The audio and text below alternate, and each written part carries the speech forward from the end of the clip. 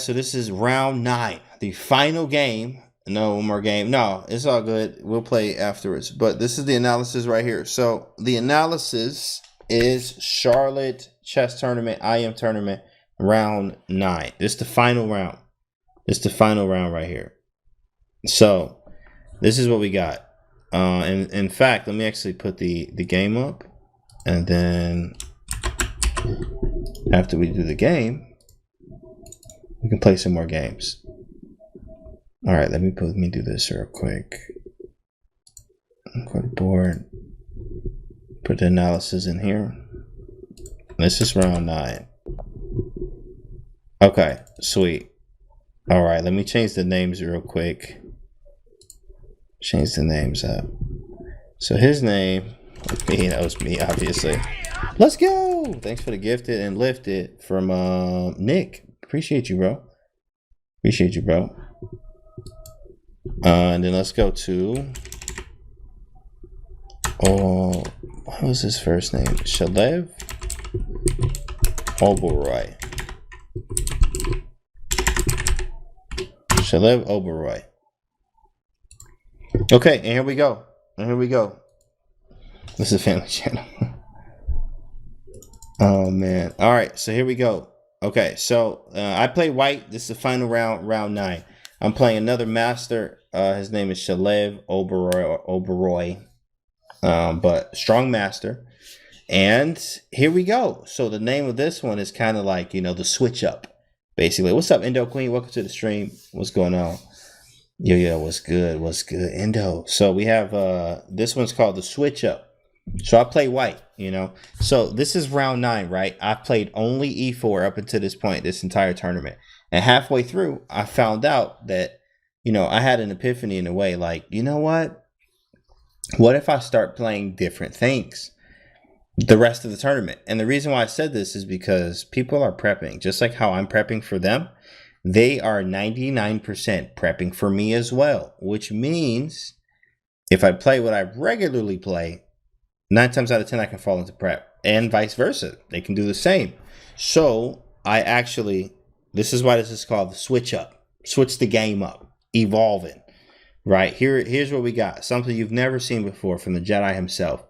I played C4, move 1. I pushed it real hard and then, you know, just twisted the piece in there, looked up real quick, hit the clock, and sat back real smooth. Now, I really didn't do all of that, but in my head, I did.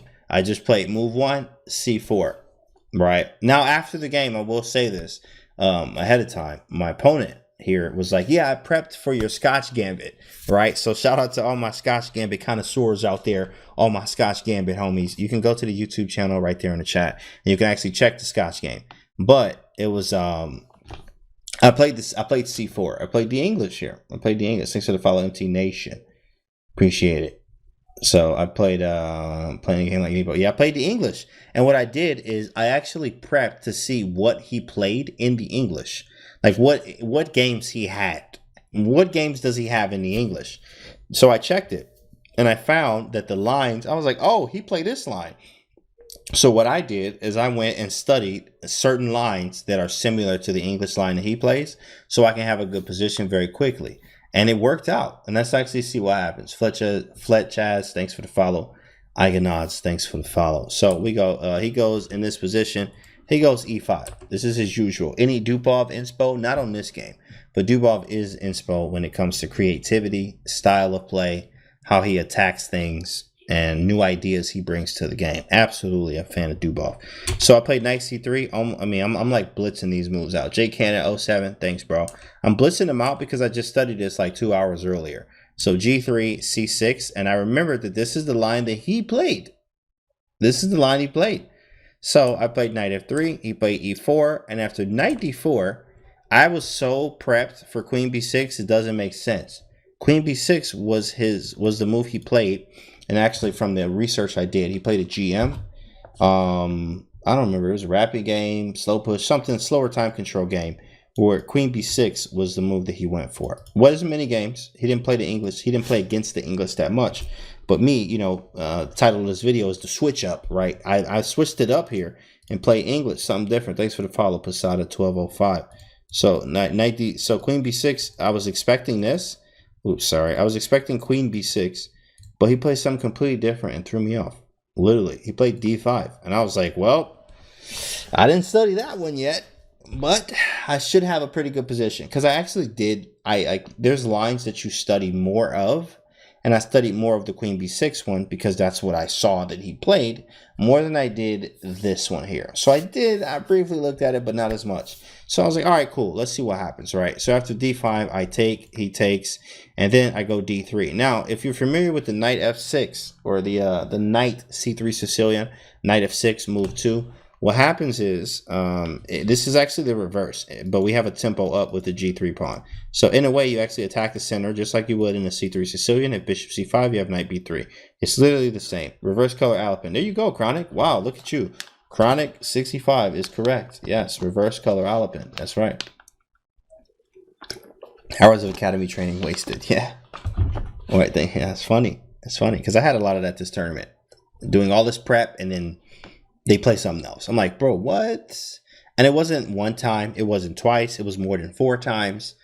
And I'm like, you know what, dog? I'm about to just like play something else. And that's what I did. Marion 98 thanks for the follow. And it did throw him off after post-game analysis. I was like, yo, did you expect me to play the English? He was like, nah, actually. I was expecting a Scotch Gambit. And I was prepped. And I was like, wow, look at that. Look at the Jedi. You know what I'm saying? So after d3, he took on d3. He takes, and then I take with the queen. So now this is an isolated pawn. So this is already an easier game to play for white. In fact, the engine thinks that it's super equal, which it is. You up a tempo? Yeah, I'm up a tempo in a c3 Sicilian reverse colors. Yes. But and a g3 version as well, because usually you'll see g6 from black in that line. But with this being said, I got an isolated pawn. I have a very easy target. The knight already is in front of it. I want to limit my trades when it comes to like knight c6 because I don't want to connect his pawns. So bishop g2 is correct, followed by castle, piling up on the pawn, trading the pieces that defend the pawn. So bishop to g5, moving the knight probably out of the way and snapping the pawn and going up a pawn, easy in game. Literally, the pawn structure is the skeleton, is what I tell all the students, of course, as they know. Pawn structure is the GPS to the game. So him having an isolated pawn tells me how I should play it literally the rest of the game. Bishop g2, so he plays knight c6. If I snap, it's going to be defended. So I play bishop g2 just to attack it even more. A very easy plan for me. Bishop e7, castles, and bishop f4. I just get it out of here. Maybe bishop g5 could have been a move. In fact, let's see what the engine likes.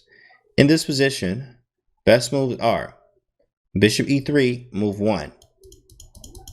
I'm not used to that one. Bishop e3. Move 2 is bishop f4, what I chose, and the third is rook d1. But the reason why I chose the bishop move is because, yo, you got to get your pieces out. This is the last piece to develop. So why would I waste time doing anything else? Develop your pieces. That's always rule number 1. Queen b6, I didn't expect this, actually. He actually hitting 2 pieces here, or 2 things. My knight and the pawn. Mazesa Martian. I hope I'm saying that right. Thanks for the follow.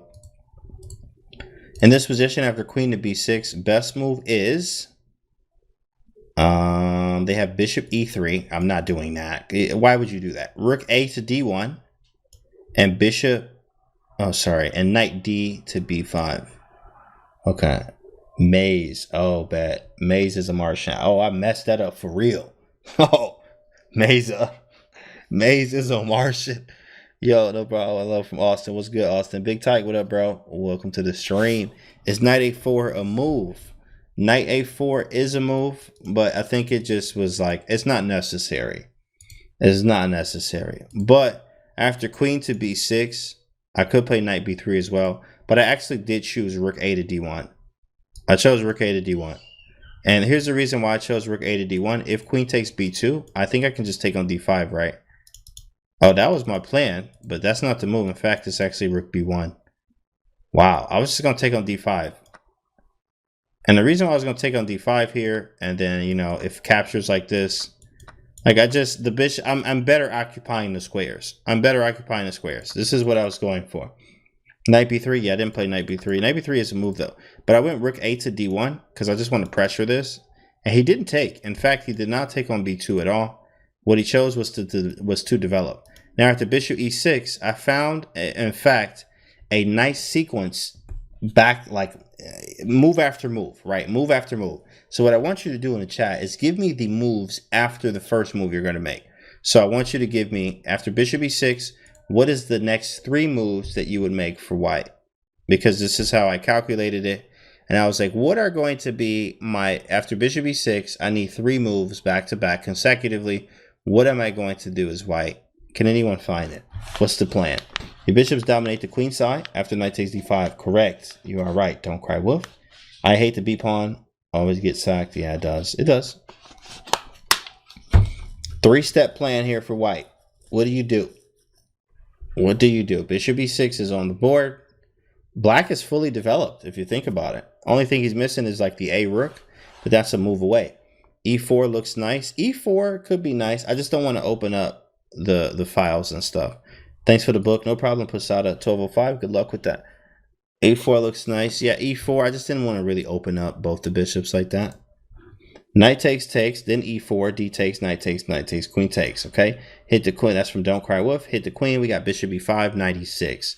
So, all right, here it is. It is 96, KD learns, but I need a follow-up. And in fact, after I didn't want to go e4, I just thought e4 was not the greatest. I think he had even d4 as well, because d4 is super annoying. And then no matter where I move it to attack this, he can play e5. Now I'm looking crazy out here. I'm looking kind of nuts. So what's next? After knight takes, f takes, what's next? Bishop takes d. You could do that, but I mean, you know, I'm not trying to block with my face. This is a family channel. I don't want to jump off the deep end. I said, if I'm making this move, the next move, I'm just getting out the way. I'm done. I'm out of there. Maze is a Martian. Thanks for the prime because it's time, my guy. Appreciate you. Mace is a Martian with the prime, baby. The B pawn's still hanging. That is. H3. Yep. Here it is. Bishop h3. Don't cry wolf is correct. Bishop h3. Attack things. Keep attacking as much as you can. Bishop takes e6 is check. And this pawn is super weak. In fact, how do you defend this pawn? Right? How do you defend this pawn? Knight d8 is not great at all. In fact, you mess up the rooks. And the connection is gross there. The connection is gross there. You know what I'm saying? Milky Pirate, thanks for the follow. Love the vibes and learning so much already. Let's go, Maze. Hey, there we go from Milky Pirate, baby. Yeah, that's a prime because it's time, baby. Appreciate that, Milky Pirate. That lightsaber right there in the chat. That's for you right there. Knight b4. Correct, Elfins. Knight b4 is right. Knight b4 is the move played on the board just to attack my queen and see what I do first. I had a lot of moves here. In fact, I'm going to check the engine. And the engine said what? Engine says queen e3, queen e3, queen b5, and queen d2. So which move do you think I chose here? I chose one of these 3, but what do you think? Which one did I choose? These are engine approved. Queen e3, queen d2, and queen b5. And queen e3 for Phantom Master Klendrick. Queen b5, minimum overkill. B5. We got more attacking. E3 because it pressures E6. E3, thanks for the follow, Stash. Let's go. I instantly will play Queen B1 in Blitz. Probably me too in Blitz. Queen B5 probably. In fact, here's the move. I chose Queen B5. I did. I chose Queen B5. If Queen E3 I could still play. I just didn't like trading. I didn't want to trade. Like, why am I trying to trade this way? But Supreme Vibes, but you already know, bro. So Queen D2 is not doing anything. In fact, I teach my students 3 threats or more in a row. And, you know, I'm a big person of threats. So I like to make multiple and consecutive threats. So if I'm not able to do that, Queen D2 doesn't threaten anything. He just can consolidate and do what he wants. Queen E3, he could trade and then defend. And then, you know, Queen B1's passive too. So I went Queen B5 because it keeps the attack going. If Queen takes B5, that is not live. That's not a move, big fella. Then we take with the in-between tween. That's called a Jishin Zug or in-between move. Hit him with the check, flex real hard, and then we hit him on B5. And we're looking real good here. We're looking real good. So we can also take on D5 if knight takes. Cool, I get an extra on the way out. And we up a pawn, which should be convertible. Very convertible. I always say no. Yeah, it depends on that recount. Jishin Zugs. That's right. Come on, Nick. You already know. From four chess moves. Don't do it to him, Nick. You already know. Queen B5. So I play Queen B5, and I knew that he doesn't have to take this. In fact, he can play King F7, which he does. He plays King F7 here. I heard Gary say 10 threats equals blunder. Of course, it's like 2 for me. Yeah, more threats, the better. Let me actually see what the engine likes here. So white is doing a tremendous job keeping the pressure up, according to the engine, but it's still fairly an equal game. I mean, +1 for white, but not, +1. Practical chances with a human is harder, much harder to do. So after king f7, here I go a3. I keep the threats up. I love consecutive threats. He has knight c6 or knight a6. Knight a6 is what he chose here because there was a lot of lines. There's a lot of stuff, but I went for this line anyway. After knight a6, let's see what they got. And yeah, I was doing fine here. I was +2 and did exactly what the engine says right here. All right, guys, white to move. White to move. What's the sequence? What are we doing? White to move. We have queen d7. You could go queen d7, but as soon as you play queen d7, stop the clock. Get up very quietly. Sign the paperwork, right? Sign the score sheet. Walk out. Don't say nothing to nobody. Go back to your room. Okay? Don't do that. All right? Just don't do that. Queen e8. Hey, same thing, CM Rui. Same thing. You can play queen e8. You know what to do. Get up very quietly. Very quietly. Don't interrupt anybody trying to play some real chess. Don't interrupt them.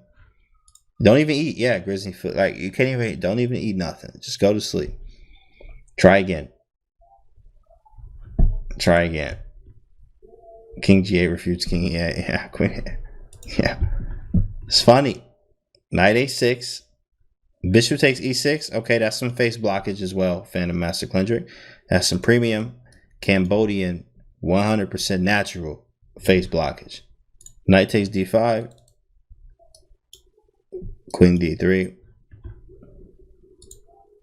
Nobody said it yet, actually. I know, nobody actually said it. It's crazy. Well, here we go. Here we go. I took on b6. Don't you just trade queens and go knight b5? I knew CM Rui would find it. CM Rui is actually really strong. Correct. Takes, and play knight b5. That's exactly what I did in the game. Takes, play knight b5. Look at this knight dominating. At this point, I knew. I was like, yo, I'm about to win. Like, yo, this is the dub I need. This is the dub right here. I need this dub. Knight b8, right? So I'm doing great right now. I'm feeling real good. After knight b5, he goes knight e8. I'm like, oh, he backtracking. He backtracking. And then here, I found this nice move. Watch this. Bam, e4 for the score, my guy. Excuse me, for the score. So after e4, d takes e4, and I play rook after e1 to hit this pawn, and bishop takes e6, being a super threat. Being a super threat. He played knight f6. After knight f6, then I go knight d4. Correct. Don't cry wolf. We back with that. Knight d4 with the e6 action. You know what I'm saying? Very much capital would do. Yeah. The e6 action. Feeling great about this position. Knight c5, best move. I mean, this was strong. I actually didn't consider this. I was like, knight c5. Well, no, I did see knight c5. And then I was going to play b4, which I did here. Which I did. It looks very discoordinated. Yeah, correct. But believe it or not, you know, even though this is +2, this still ain't that easy. This is +2 for the engine, but as a human, this is not easy. Right here, he found a move, bro. I thought this was over. I thought this was a wrap. I'm like, bro, this is over. And after knight d3, I was going to hit him with some moves, like bishop takes. And then I think if king here, I had some mating sequences, like knight b5. I was going to do this. I was going to play knight b5, bro. Look at this. Knight b5. If you take, you get mated. Oh, my goodness. I was ready. I was ready for all this. So I'm like, let's go. I had to calculate this, right? So knight b5. And then let's go back, though. Let's go back. You a GM or I am? Thought I saw a stream. You were trying to become. Oh yeah, I'm trying to become a GM. You know, I'm working on everything I need for that. But it starts with the training, which I'm doing a lot of, and I got my coach is helping me. So, but national master now on paper. You know, that's what it say. Right, king e8, knight b5 snaps, and then that's mate, and we great. So going back though, after bishop takes, I think king. Oh, sorry. There. Oh, wait. I want to show this, guys. After there was a mating net. How was I going to do this? I think I was going to sack and then play, dog. How was I looking at this? I remember this and I was like sack and then play knight f5. Shoot. Or rook e5. I don't remember. I was like, there was a mate over here. There's a mate over here somewhere. And it has to do with rook e5. I'm just trying to figure out what that was again. Rook takes. Rook e5, he has h6, so it doesn't work. So was it just knight f5 now? No, it wasn't. I was trying to sack first, then play knight f5. Oh, yeah, there we go. Takes, knight f5. And I was saying, if he go like rook e8, oh, it says knight g8. Yeah, see, I'm glad I didn't go for this. But I was looking like, if he goes rook e8, you see, it's mate in 4, right? Check. Look at this. I saw this. King h5, rook e5, g5, takes, king here, and then knight f5 mate. Oh my goodness, bro. I was sitting here looking like, oh, hold up. Hitting, flex real hard, hitting this way, slicing, saber on, cross the body, drops. You know, I was trying to hit him like that. But I was trying to see if it worked. It was very difficult. The Jared Show, thanks for the follow, bro. Appreciate it. Right. This is a nasty mate, but I saw this. This was the mate I was going for. This is the mate I was going for. And he didn't do this. In fact, after b4, not gonna lie, I didn't see that. Bro, I saw it. It was so nasty. This was a classical game. This is a, so in classical games, you know, I think, I'd be thinking, 1 hour for 40, then plus 20, 60. Yeah, it's like a lot. Why can't you just go rook e5 and check after sacking the rook? Well, after knight d4, bishop takes, right? Or knight d3, bishop takes. Oops. Bishop takes, king g6. If rook takes rook e5 is wrong because h6, and now you're looking crazy out here. Bishop f5, I just go back. And then you can repeat moves if you like, but you just messed this thing up. That's why knight e5 is crucial, because knight e5, in fact, actually hits the bishop right now. And let's say he go like d2 or something, all right? Takes, king h5, he's still getting mated. Rook e5, rook takes, and then knight f5 anyway. Nasty mate, bro. I was ready for this. I was ready to hit this man with something nasty. But he played very strong. I mean, his defense was immaculate. I'm not even going to lie. He found this move that I did not consider at all. Like, I did not consider it, bro. And it's actually the #1 top engine move. Right here. Here it goes. He played e5. And I was like, e5? What is this stupid move? I'm just about to take it, which I did. Yeah, you're right, Roy. You're right. And then he played knight d3, and I'm like, what did this man just do? He stopped my whole mate, bro. I can't even put the rook on e5 no more because the bishop's there. So the rook sack, which I thought about for a very long time, is just not the move here. In fact, though, here's what happened. What I was supposed to do was bishop takes f6. And then if knight takes, I can take... I forgot what's next. King takes. Yeah, this, right. So I get the extra piece. That's why. Right, I get 2 pieces or 3 or whatever. So I would have got the extra piece out of that. And if bishop takes back, I could take on e4, which now I'm up a pawn. I did not see this. To be honest, I thought I had something greater. And, you know, we're sacking here. This is what I was worried about. After sacking on d3, in fact, the engine says this is zeros, but I didn't like this.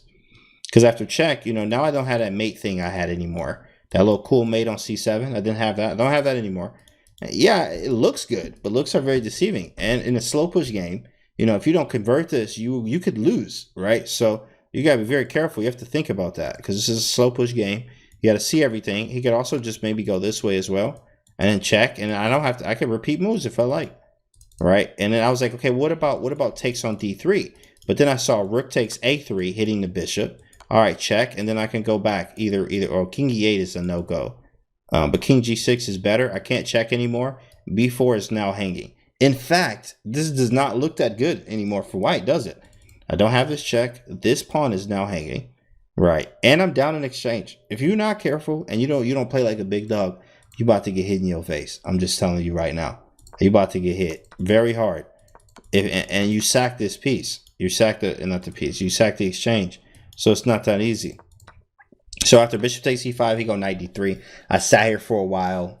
I honestly just overlooked bishop f6. I was looking for more, and sometimes you have that tunnel vision. I learned a lot from this tournament, but sometimes you have that tunnel vision and you overlook things. And here I just overlooked bishop takes f6. In fact, in post-game analysis, both of us was like, oh, just bishop takes f6 after we looked at it with the engine. But bishop takes f6 was the move. In fact, this is what I chose. I went bishop e6, king g6. And I sat here for a while, and I was like, do I take? Do I play rook takes? Do I play bishop takes? Do I play knight f5? I was looking at everything, bro. I was looking at everything. I checked him again. Then I checked him again. Then I checked him again. And we agreed to a draw. That's it. We got a draw. And I'm like, bro, you know what? Whatever. Peaceful ending. I was so mad. I know, right? I was mad, bro, because I couldn't figure it out. But the thing here is, you cannot. I know I had this game, and I didn't. You don't want to mess up a game like this, right? Too. Yeah, it was a good game. It was a good game, and it was my first time literally playing the English over the board. First time ever playing the English over the board, and I chose to do it in an IM tournament in the last round against a very strong player, right? So I was like, you know, I tried. Good game, but at the same time, you know, I couldn't figure this out. Bishop takes f6. So I knew what I had to do when it comes to I know what I have to do when it comes to like progression, how to get better. But that I was kind of annoyed right there. Shalev is low 2200s, right? Yeah, he's low 22, and honestly, I know he's in him, or do you know he's over 2250 I think now, but his FIDE is like 2199. What's his rating? He's over 2200 USCF, and then FIDE he's like over 21. I think he's like 2200. How did you get hippopotamus out of the swamp? I don't know. That's a good question. Thanks for the follow. Logan, my FIDE so low. Me too, Rui. Me too, bro. It's literally gross. It's gross. I'm like, bro, what? You know, I spot 2200's time. Think about that. You know what I'm saying? I can spot a 2200 time, not a piece, not anything else, but some time. And you're right. And my rating is like 2215 FIDE. Like, yo, super low. I gained 100 FIDE 3 weeks ago. Oh yeah, I'm on the way. I'm about the same. What's your rate now, Rui? Well, this was round 9, guys. Thank you so much. This is gonna be on the YouTube, so make sure y'all are subscribed.